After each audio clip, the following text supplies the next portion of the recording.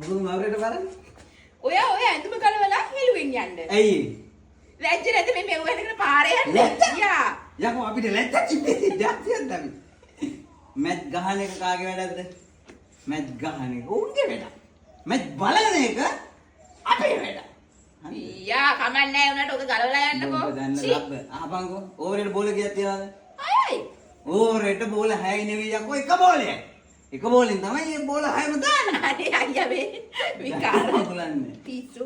දැන් ඕකුන් අපිට මැච් බලන්න නැතුව ඉන්න දෙනවද? එහෙම ඉන්න දෙන්නේ නැහැ මම. මැච් 25 30ක් ඕකුන් පෙරදෙනවා තමයි. අනේ අයියා. හැබැයි උන් එකක් දිනනවා.